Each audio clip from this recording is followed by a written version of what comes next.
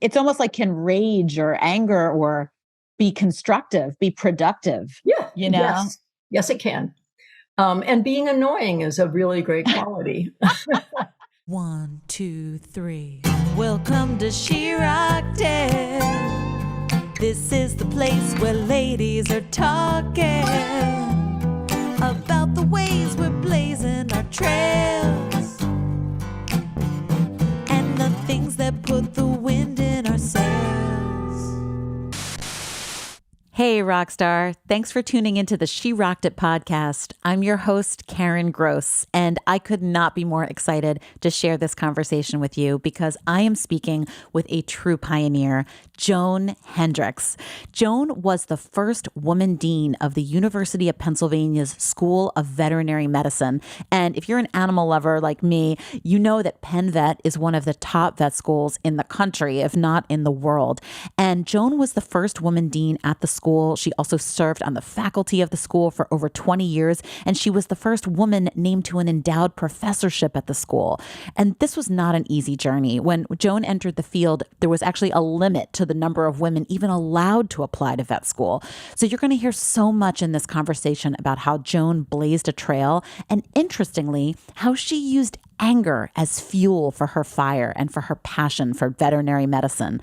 So yes, I know as women, we're often taught to kind of tame our anger, but is there a way that it can be constructive? I think you're going to learn something about that in this conversation. Oh, and before I let you hear from Joan, I have to say a special thank you to Ashley Burke, who was featured in season 1 of our podcast and who originally introduced me to Joan Hendricks and gave me the opportunity to work with her as a communications consultant at Penn Vet. It was a true honor, and it was so great to reunite with Joan again for this special conversation. So without further ado, let's hear how Joan Hendricks used anger as her superpower to rock it.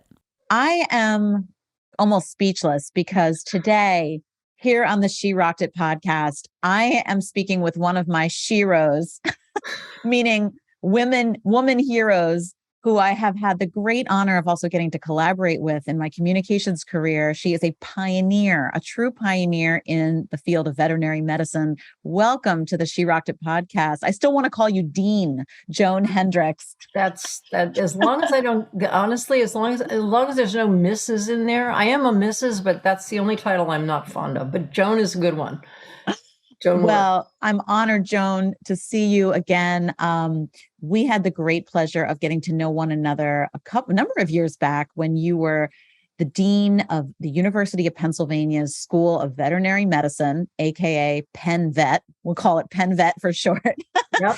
And you had a very long career at Penn Vet, right? Almost some 20 years. Is that right? Before being many. And, Joan, we've talked about this, and we talked about this in some of the things that we had worked on together over the years about, at the time as a woman, this was not a path that had been laid out quite easily for you. Right. And I know one thing we talked about, even with the vet schools, when you really got into that field, I remember that you talked about there was quotas of women, right? You could only allow a certain very small number into each class. Do you tell us a little bit? It's so funny because for the general audience, vet schools are kind of struggling to have more than about 15 to 20% men now.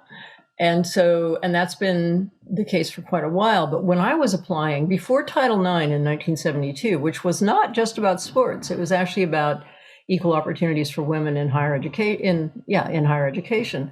So it became illegal to discriminate against women in 72, and I was applying in 73, 74. Penn was more advanced in other schools and had started allowing more women to enter than most schools. But there were schools in the 1950s. There was an article in the official magazine of the Veterinary Medical Association where there'd been a meeting of the deans, and they were talking about the problem of women applying and how terrible it was. Wow. And the conclusion, I think I have this verbatim, was some schools forbid them, all schools discourage them. Wow. That was in the 50s. I'm goosebumps. This is the 50s. This isn't like the 1800s. No. Right? This isn't like no. So Penn had a quota, and they called the female students the tokes for the tokens. Oh my gosh! And they had a quota of like 2 to 6. And those people, I think you edited the bellwether of the Vet Schools magazine with what I consider the true pioneers, the women who applied when people really hated that the women weren't supposed to be vets.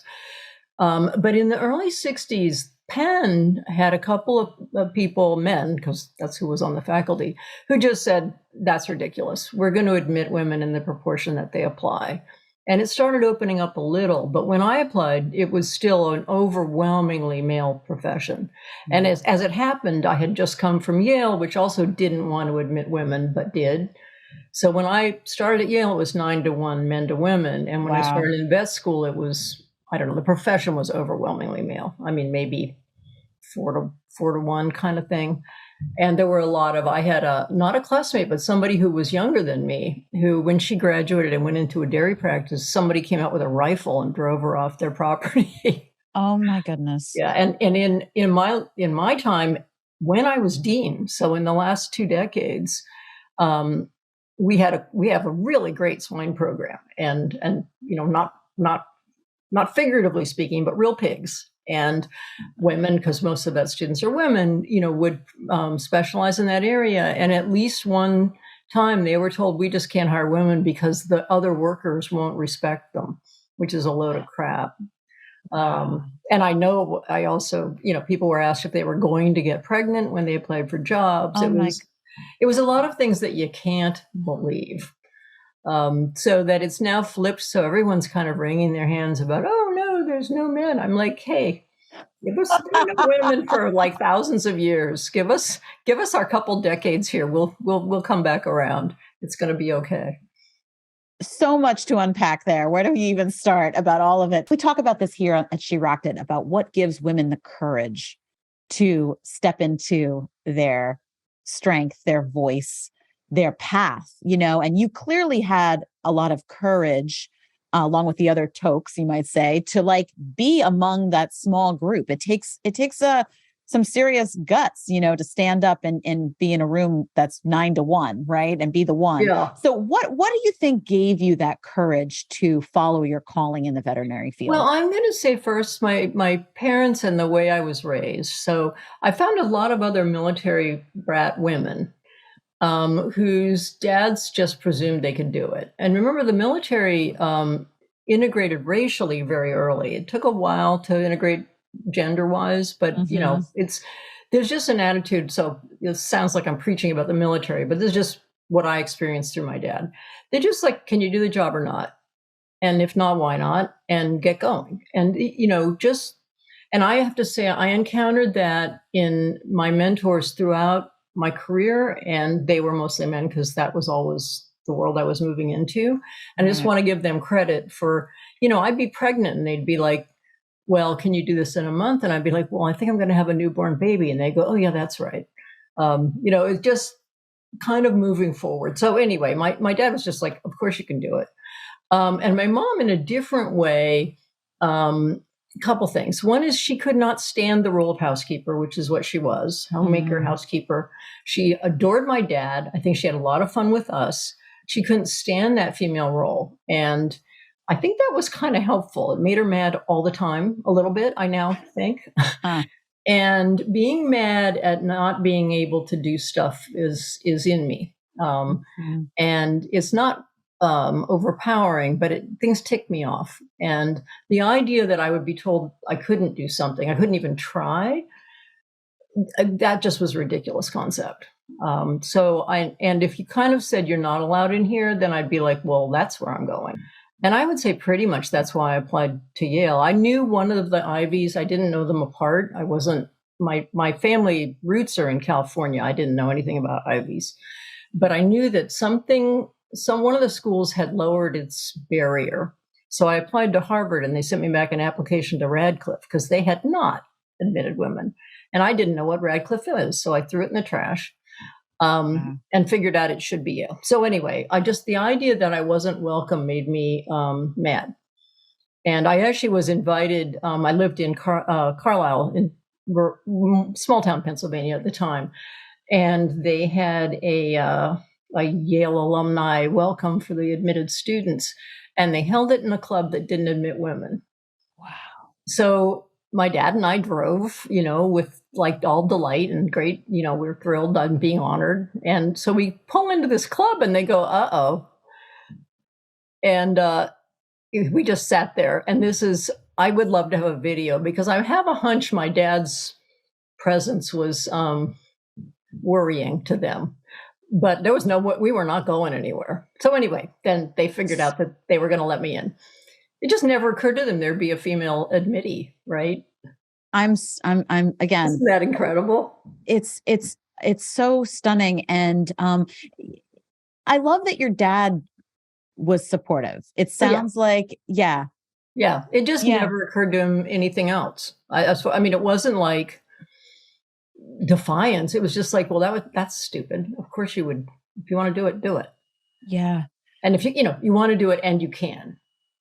So that was, I think he was enormous. And as I say, my mom, in an interesting way, the idea of being a homemaker, the happy homemaker never was what she was.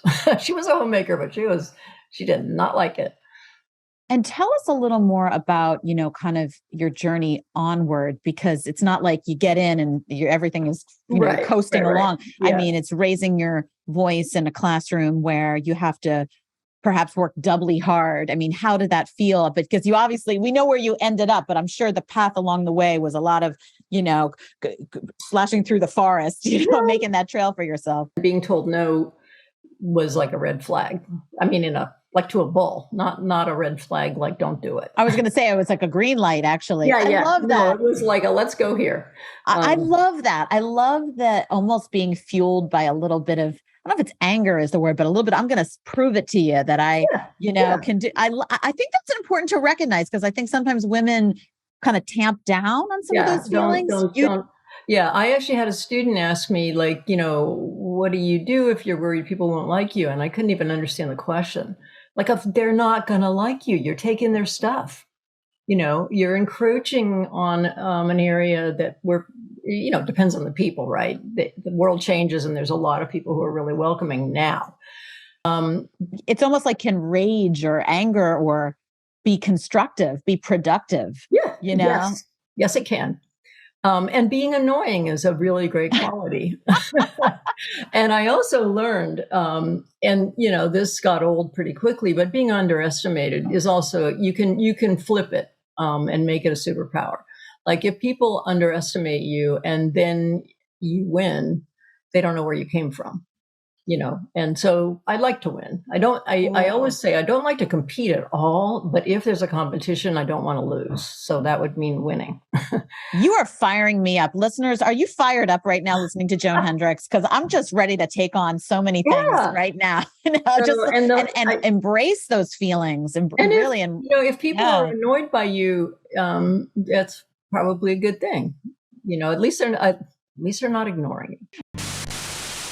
Hey, Rockstar, if you're inspired by this conversation and you're ready to rock your most creative, courageous life, we have a program for you. Head over to our website, sherockedit.com, to learn about our Rocket Launcher group mentorship program, which is designed to help you transform your creativity into a career that rocks. Head over there and apply today. I did get a lot of fun allies too, and this is something that younger women have, brought to my attention. It's a formal process, it's a formal strategy. You get allies and allies and men and women, but of course, again, it was usually men. That whole thing where you're sitting around the table and you say something and then a guy says it and all of a sudden everyone goes, oh, what a great idea. And I had allies who would go, that is a good idea. And Joan said it first. Or they'd go, oh, Joan, could you elaborate on that idea you just had that we all want to hear more about? And there's just nothing like it. I mean, I had great folks who would, help lift me up. So Joan, how does that happen? Because, you started to really develop a niche in sleep disorders, right? Right. And a field of thought leadership. So tell us a little bit about how that journey progressed and how you found kind of allies, mentors, men in many cases along the way who would help to further, and amplify your voice. Well, I think you have to perform. You have to be good at stuff in a way that's gives you power, because people like to get things done usually. And especially, so I wanted to do neuroscience, and I didn't really know exactly what I wanted to do. I was really interested in understanding the biological reasons that women were different from men, but that's not where I wound up. I mean, not scientifically. And so the best science being done in the brain in the vet school was being done by Adrian Morrison, who studied sleep. And he was just a really great promoter. And I think, so I've, belatedly been told by a life coach, a good way to go into any interaction is, quote, assume good intentions. And I think I mostly naturally did that because mostly people were wonderful. And I think that's a great place to start. You need to be aware sometimes that's not what's happening. And when you get evidence to the contrary, you need to change your behavior a little. But it is what I encountered in Adrian Morrison and then Richard Davies, who was a lovely respiratory physiologist. So I eventually started studying sleep apnea because English bulldogs have sleep apnea. It was a brand newly discovered, ancient disorder, but newly discovered, and finding out that bulldogs had it gave me kind of a special way that I could use my veterinary training together with my interest in helping people. And bulldogs are really, really cute, by the way. Yeah. I'm also curious about the moment where you learned or applied. I'm not exactly sure how this works, but like to be the first woman dean of this prestigious veterinary school. Like, how did that happen? And what was that moment like when you learned that this could be possible for you? Sorry to keep talking over you. See that you're too exciting. I'm so excited. I can't contain myself. I kind of love this story. So I had become aware, more and more women in veterinary medicine, that's great. And if you walk by a room and it was full of women, they were all people working their heads off. And if you walk by a room and it was full of men, it was the decision makers. And I was sort of like, okay, I hate that. And I'm going to say in general on the campus, again, modifying a little bit, but especially in the medical school and the vet school, great pioneer people, pictures on the wall, portraits, men. And I was like, that's wrong. So when the deanship, well, I should say an almost secret thing is I took a sabbatical in the mid-90s and I changed my scientific focus, and I kind of stepped back from a bunch of administrative leadership stuff I was doing, and I really focused on the science. And I developed the fruit fly as the first widely accepted invertebrate model of sleep. And that's a whole really happy thing. It was great. And for the first time, I was focusing only on one thing because I'd always done teaching and research and clinics. And so my husband— And that's a bold move too, just to kind of make a decision to step into something that you really want to focus on. It was really— shed some other things. If you want to talk about being afraid, that was the scariest thing I ever did. It just was, because I was in— the people I worked with later got the Nobel Prize. So I was at a level that that I could be on the metaphorical tennis court with these people and get one ball back that I could play on that court at all was breathtaking. And I was not at that level, but I saw what it looked like. So At one point when I was really focusing on the science and not doing anything else, because I'd gotten federal funding that enabled me to step back. My husband walked by. I was hanging out on the porch, having a leisurely, reading or something. And he goes, "You're bored." And I was like, "I'm not." He said, "You need to be dean." And then he just kept on walking and we never talked about it. Okay, husband. And so this was years before the deanship opened. So the weekend that— it was a Thanksgiving, obviously I remember this rather well. It was a Thanksgiving weekend that the then Dean Alan Kelly said, I'm stepping back. I'm not finishing out my term completely. And I came into work, and these were the old days where you didn't have access to your email at home. And my inbox was full. Wow, that sounds nice. It was. I highly recommend it. So my inbox was full of things saying, "Hey, you're going to be the next dean." And I was like, no. And Obviously at some level I must have had the thought because this was being said, but I was like, okay, I'm going to go find a woman because I'm damned if the next dean of this school is going to be a man. So I went around looking for women who could do it. And several of the people that I found. Wait, why was it a no for you? It just didn't seem appropriate. I'll get to that. I think one of the things that holds women back, even when they're as kind of, I don't know, energetic and focused as I was. And I didn't, like, if somebody had said you can't be dean, then I probably would have been, well, damn you, I'm gonna. But nobody was saying that. It was something in me. So I identified several people. And in fact, several of them either immediately or soon after became deans of various vet schools. And they may or may not have been considered at our school. I don't really know. But somewhere along the line, something came up where I was saying to other people, I don't understand why women don't step up. And then I was like, oh dear, look in the mirror, kid. This is really stupid. You can't be that you're talking to yourself here. And I almost literally was like, go apply for this. Go let them know you're interested, which is sort of the way this goes. And so I did. And it was, it was a pretty competitive process. And I think I kind of assumed because I was well known within the vet school, that was a huge advantage. And I'm not sure, having seen a lot of searches since then, I think it can be a disadvantage because people know you in the role you're in. They don't imagine you in a different role. And I've always been careful not to,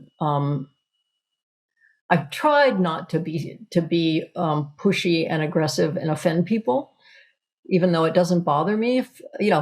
So I have all that mix that women have, right?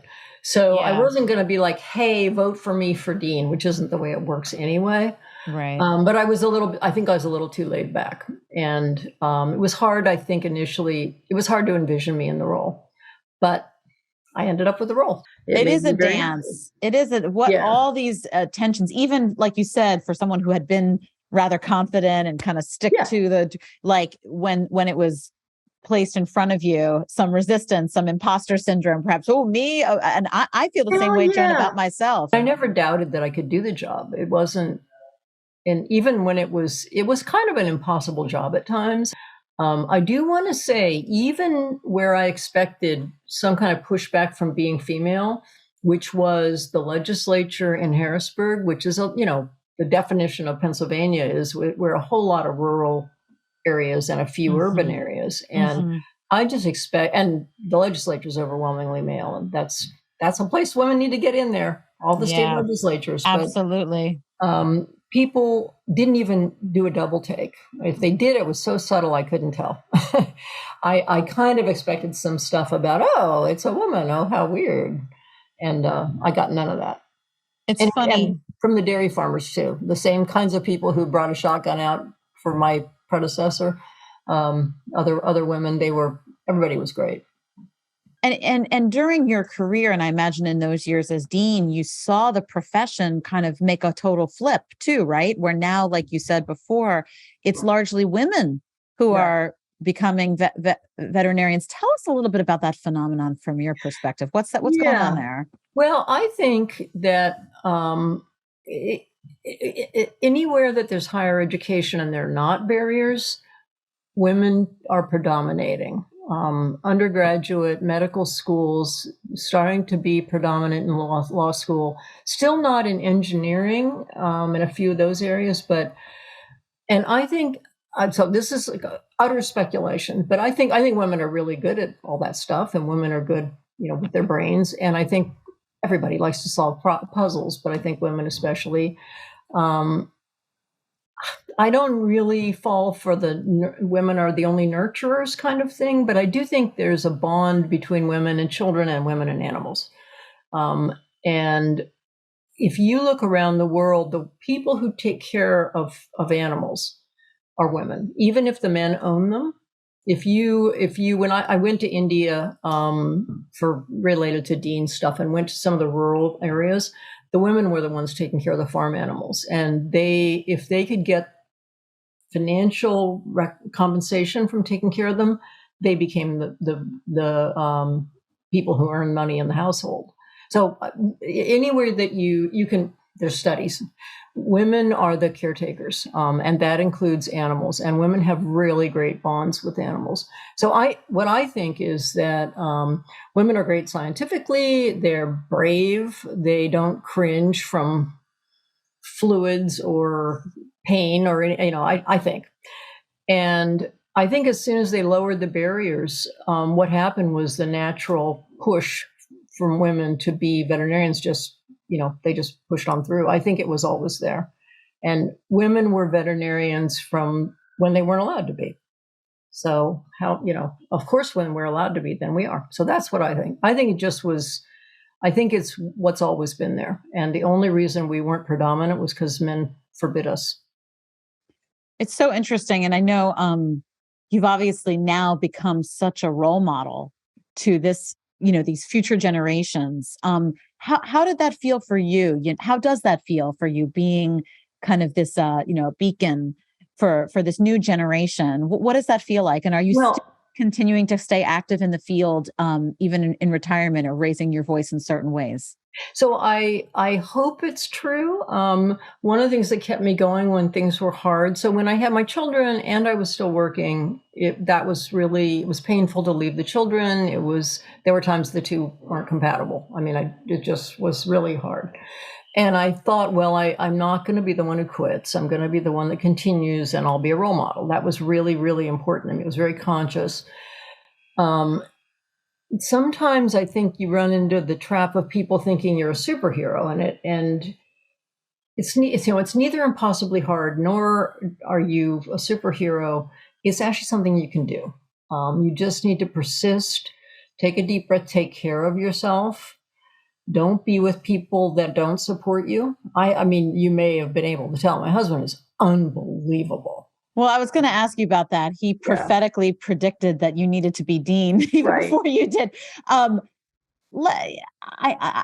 Without being women having a conversation about the personal, because sometimes it's like, let's talk about families, but it's so important. It's so important. It is important. And we've talked about this. We talked about this, I think, candidly in the years we worked together about, women want to know, how did you balance your personal life with your professional life, and having a partner who's supportive? I mean, that's not always the case. So tell us a little more about that. Well, I got lucky, or at least I never was interested in anybody who wasn't supportive. I'm not sure how it happened, but he thought it was really important. And at one point when we were early on when we were married, he said, "Oh, I always wanted you to work, but it didn't occur to me there'd be no one at home, like no one else."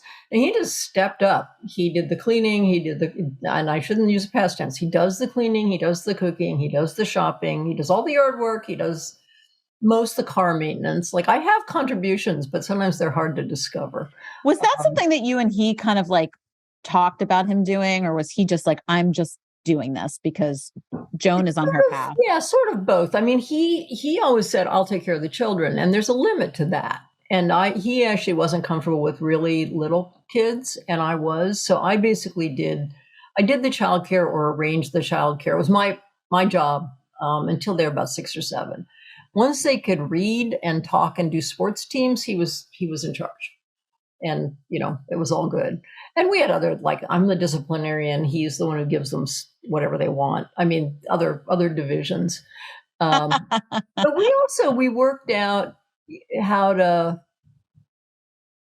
fight politely, how to disagree. And we didn't do it frequently. Neither of us likes it, but we definitely aired our differences when we needed to, but with courtesy. And I that sounds simple, and it sort of is, but it's hard to be courteous when you're really mad. And you met when you were in vet school, is that right? In freshman year of college. Freshman year of so And how many years married now? We are 48. We got married the year as I applied to vet school. Before I let you go, I just want to hear a little more about your passions that you're pursuing now that you're retired. I know you have a creative streak, and not to say that veterinary medicine isn't creative, because I think that it's so creative in so many ways, and creating a career as you have is such a powerful creative act in itself. but tell me a little more about, because I know you have a violin somewhere floating in the background of your office right now. Yeah. Tell us a little bit about your chapter.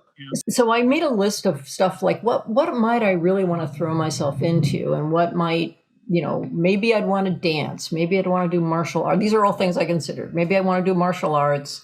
Maybe I love that you made this list. It's like the joy list. It's a Did it have a title?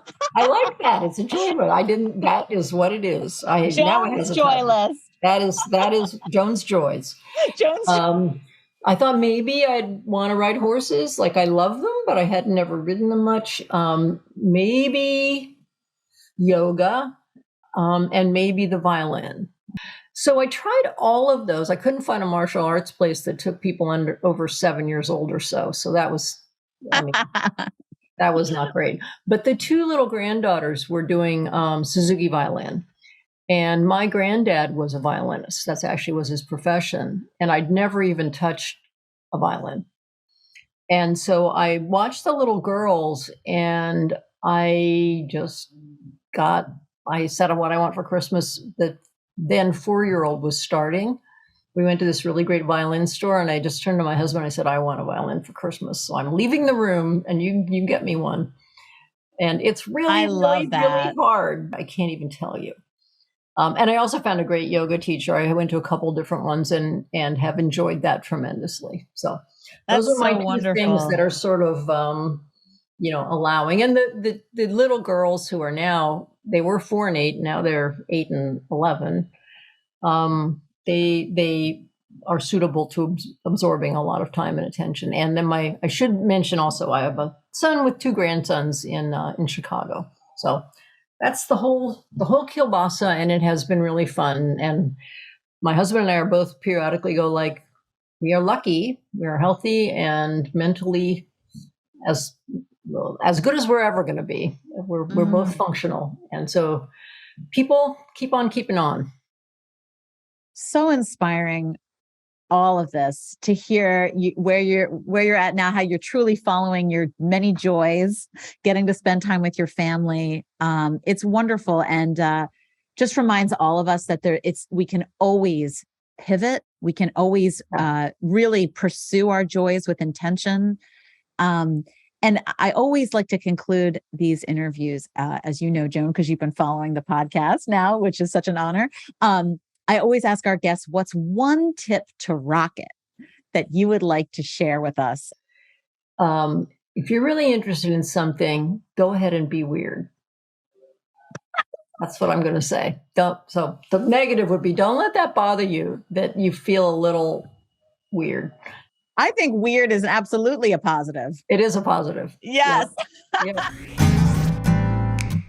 Thanks so much for tuning into the She Rocked It podcast. I'm your host, Karen Gross. This episode has been produced by Tori Marchioni with audio engineering by Tung Chen. The She Rocked It theme song is by Karen Gross and Tim Motzer. Visit our Instagram page at She Rocked It to join the conversation, and visit our website, sherockedit.com, to learn about how you can join our community, support our work, and attend our live events. Also, you can apply on our website for our Rocket Launcher group mentorship program. See you there.